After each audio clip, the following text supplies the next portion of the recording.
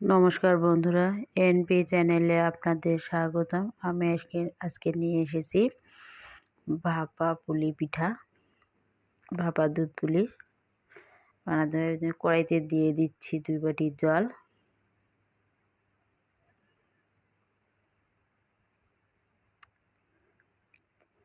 দিয়ে দিচ্ছি 1 বাটি চাউলের গুঁড়ো।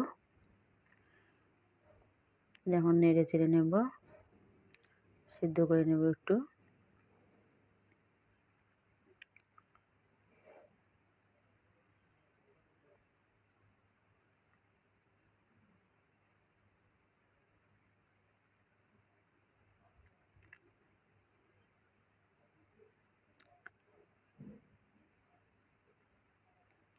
সিদ্ধ হয়ে গেছে, জলটা টানে নিয়েছে।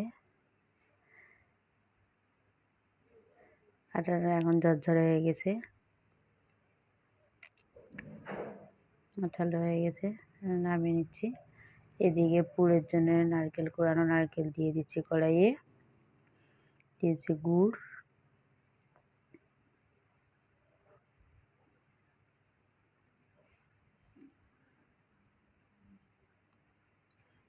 গুড় আর নারকেলটা ভালোভাবে করে নেব। পুরের জন্য তৈরি করে নিচ্ছি।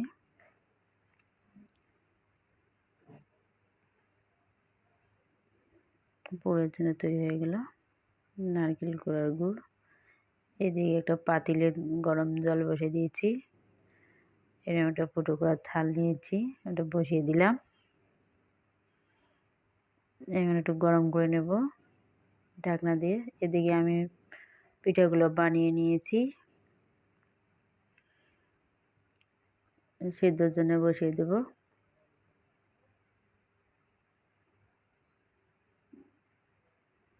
একে একে সবগুলো পিঠে দিয়ে দেব।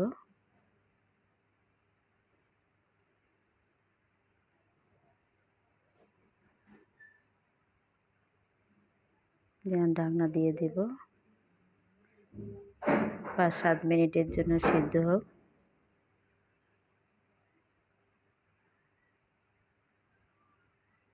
তো 5-7 মিনিট হয়ে গেছে, সিদ্ধ হয়ে গেছে। দেখেন কতটা সিদ্ধ হয়ে গেছে। এখন নামিয়ে নেব, সবগুলো পিঠাই নামিয়ে নেব।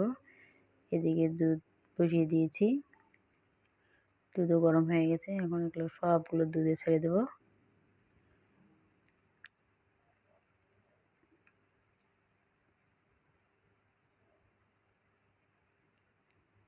সবগুলো দুধে দিয়ে দিলাম।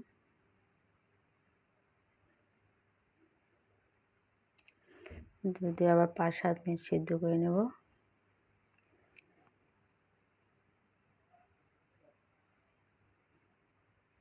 এভাবে রেখে দেবে। এভাবে রেখে দিলে অনেকটা দুধটা, মিষ্টিটা সব পিঠার ভেতরে ঢুকবে। পিঠাটা খেতে খুব ভালো লাগবে।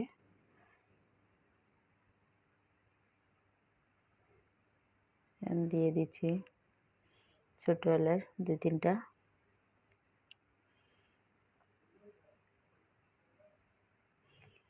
দিয়ে দিচ্ছি চিনি।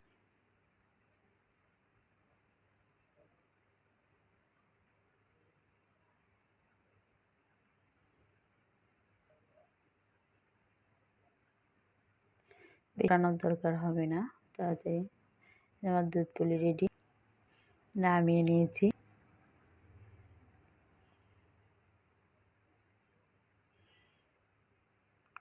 কত সুন্দর হয়েছে। নারকেল কোড়া দিয়েছিলাম, লাল লাল হয়েছে। পিঠাটা ফাটে, ভেতরে পুরটা দিয়েছি, কত সুন্দর হয়েছে। Thank you.